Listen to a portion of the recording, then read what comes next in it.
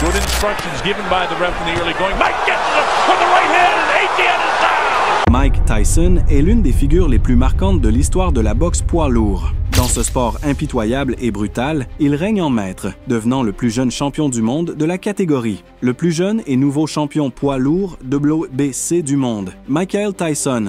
Suivant une voie destructrice alimentée par une volonté ardente de vaincre et entouré d'une aura intimidante, l'homme le plus féroce de la planète a laissé un héritage sans pareil, jamais égalé ni à égaler. Aujourd'hui, nous revisitons 25 moments inoubliables de la carrière à la fois magnifique et destructrice de l'un des athlètes les plus redoutables du monde de la boxe, Mike Tyson. Le premier KO de Mike Tyson est survenu contre Don Halpin lors de son troisième combat professionnel en 1985. Halpin a été mis KO au 4e round après que Tyson l'ait acculé dans un coin et terminé avec des coups puissants. Fait notable, aucune de ses 9 victoires précédentes n'avait été obtenue avant la limite. On ne s'attendait donc pas à ce qu'il fasse mal aussi rapidement. Il n'était pas un boxeur qui lançait beaucoup de coups. Il restait proche et lançait un petit jab du gauche. C'est vrai pour ce qu'il disait, le poids lourd parfait n'est pas encore né. Pied droit en avant, bond direct du droit encore, travaille cet homme. Ouvre-le un peu, quelques nouveaux mouvements, car il y a une grande différence entre le gymnase et le ring, comme tout professionnel peut vous le dire. Il a fait mal à Halpin, puis l'a reculé encore. Mesurez Mike Tyson à Albany ce soir. Bond direct du droit, il le fait tomber. Halpin ne s'est pas aidé lui-même et est tombé au compte obligatoire de 8 au début du 4e round. Tyson peut-il finir le combat? Je pense que oui, ça suffit. Voilà, voici le crochet gauche qui l'a fait traverser le ring. Le combat était terminé. Bang, c'était le KO au premier round de Tyson, à l'exclusion de l'arrêt face à Lorenzo Kennedy. Il a détruit Michael Johnson en seulement 39 secondes en septembre 1985. Personne ne pensait que ça irait aussi loin.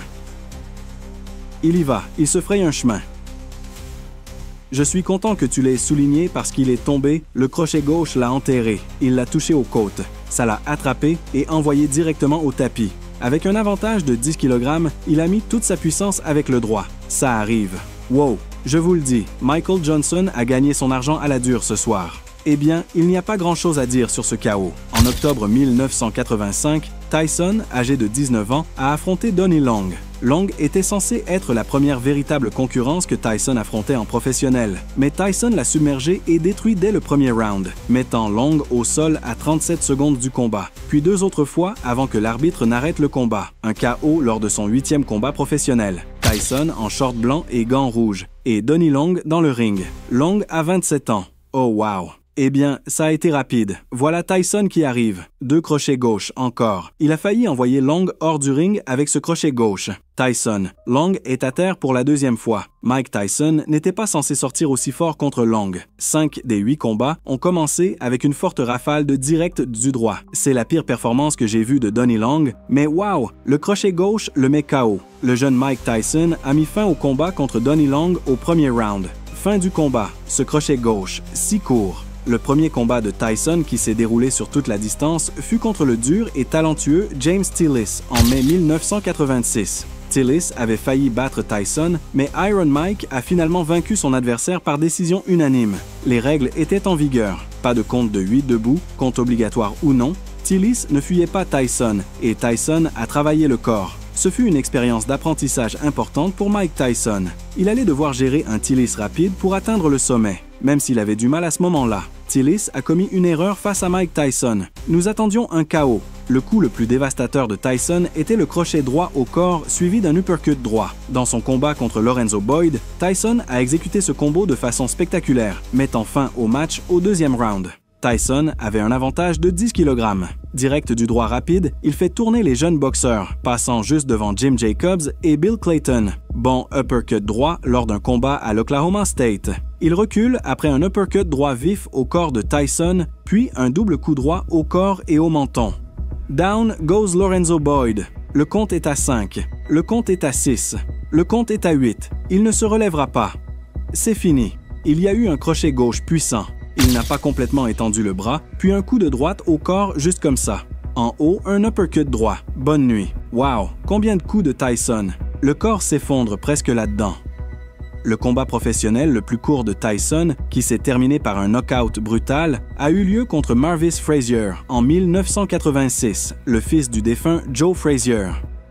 Durant seulement 30 secondes, le combat s'est terminé avec Tyson coinçant Frazier dans un coin et l'étouffant sous une pluie de coups dévastateurs à la tête et au corps. Avec le petit système de notation à 4 points, si les rounds sont à égalité et que la règle des 3 knockdowns est en vigueur, Tyson attaque en force, fumant comme le père de Marvis, Joe. Marvis doit bouger, sinon ce sera fini très vite. Uppercut et il va arrêter le combat. Cela n'a pas duré 20 secondes. Le voilà, il l'a touché juste au menton. Le crochet gauche était inutile. Marvis est gravement touché à ce moment-là. Un autre uppercut et voilà Marvis qui tombe debout. Tout ce qui suit n'est que secondaire. Lors de son premier combat pour un championnat du monde, Tyson a affronté Trevor Berbick en novembre 1986, remportant par arrêt de l'arbitre au deuxième round. Tyson est devenu le plus jeune champion poids lourd à seulement 20 ans. Combien de temps durera son règne? Tyson le jauge un peu, mais il y va avec bravade, face à face. Voilà un crochet gauche brutal. Regardez le gauche et le droit de Tyson.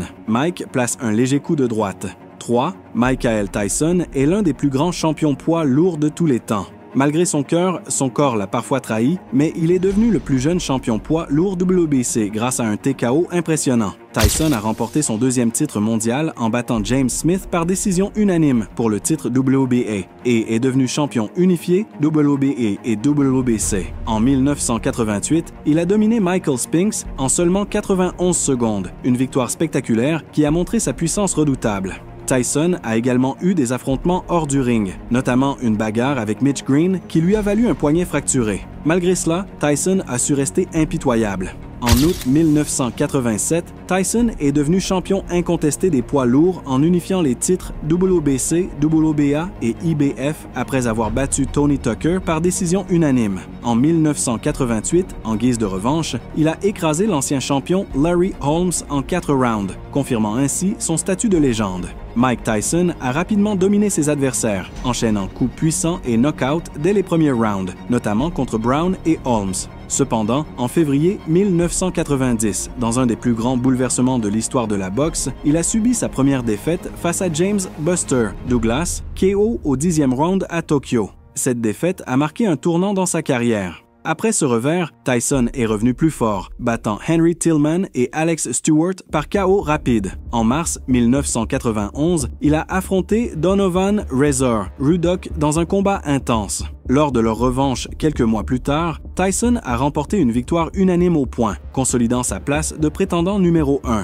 Avant leur combat, les échanges verbaux entre Tyson et Ruddock étaient très tendus, avec Tyson affichant une grande confiance et défiant son adversaire avec des paroles provocantes. Le jour du combat, Mike Tyson a dominé Ruddock avec des combinaisons explosives, remportant une victoire unanime. En 1996, il a battu Frank Bruno pour le titre WBC en 3 rounds, devenant à nouveau champion du monde. Lors de son second combat contre Evander Holyfield, Tyson a été disqualifié au 3e round après avoir mordu l'oreille de son adversaire, ce qui a conduit à la révocation de sa licence et une amende. En 1999, Tyson a affronté Francois Botta, perdant jusqu'au 5e round où il a réussi un knockout décisif.